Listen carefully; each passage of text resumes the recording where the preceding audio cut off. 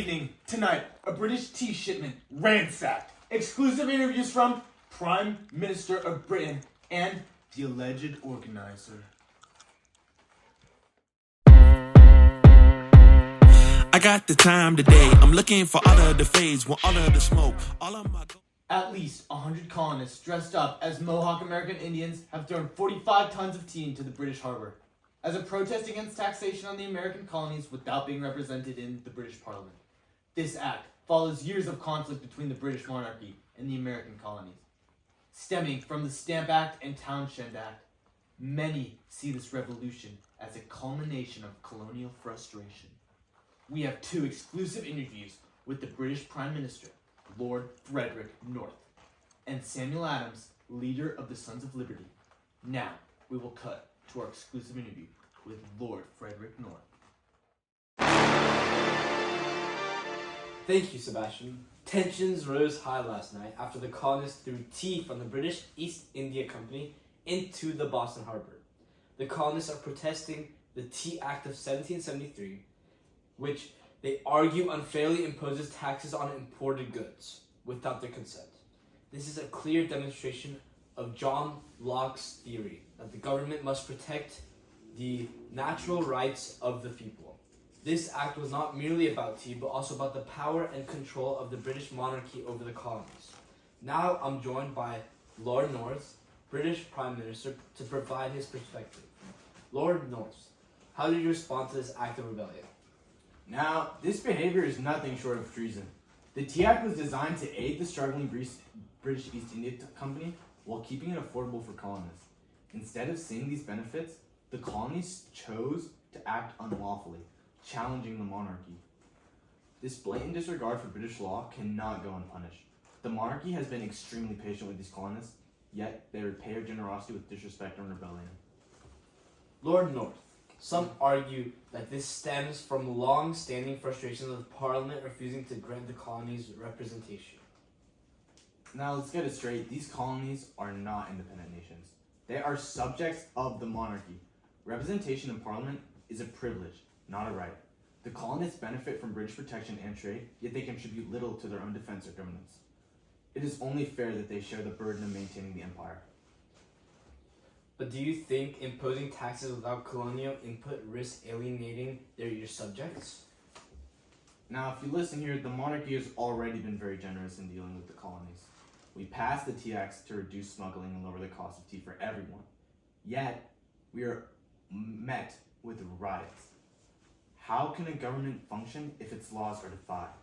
If they have grievances, they must be addressed through lawful channels, not anarchy.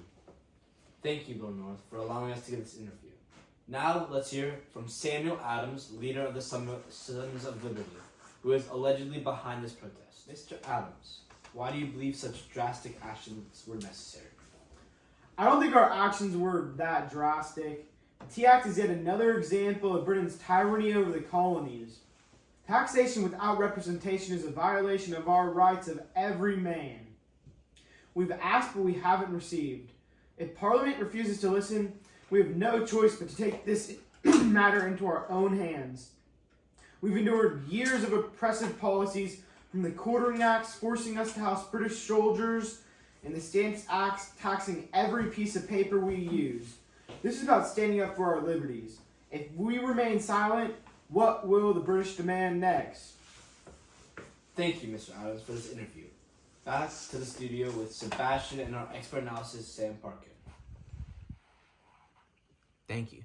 Now next, our expert analyst, Sam, is going to break this all down for us. Now, Sam, what does this mean for the colonies and the British moving forward? Well, the Boston Tea Party is a pivotal movement in the American Revolution. It embodies Enlightenment principles, particularly the belief in self-governance. If this revolution goes through, it could establish a precedent of democratic governance and inspire movements worldwide. On the other hand, the British monarchy could tighten its grip on the colonies, enforcing harsher laws and punishing those involved. This could lead to an extended period of unrest in the colonies. British may impose measures similar to the Intolerable Acts, which could shut down Boston harbors, restrict towns meeting, and increase the presence of British troops. Such actions would most likely lead to an escalation of this conflict. The American Revolution has been shaped by Enlightenment thinkers like Locke, Montesquieu, and Rousseau, shaping the colonies' perspective and making this more than just a tax dispute. Thank you, Sam. As the situation develops, we will continue to update you. For now, the Boston Tea Party stands as a defining moment, showing the colonists' determination to fight for their rights. This has been ABG News. Good night.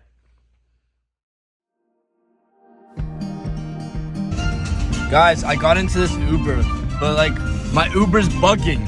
What the is this? Why is he British? Bro, look at the game up there. Bro, I know it's like John Moran, bro. For real. So like, Yo, was that the win? where's the win? Where's the win? Did you not feel that? Wait, where's the win? They gave me a couple pebbles, and they're like, yeah, close enough. What am I supposed to do with this? This is dust. Look what happens to the chicken. Nothing.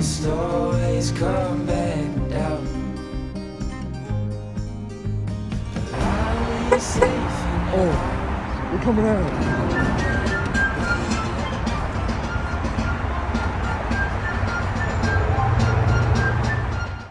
This has been ABG News. Good night.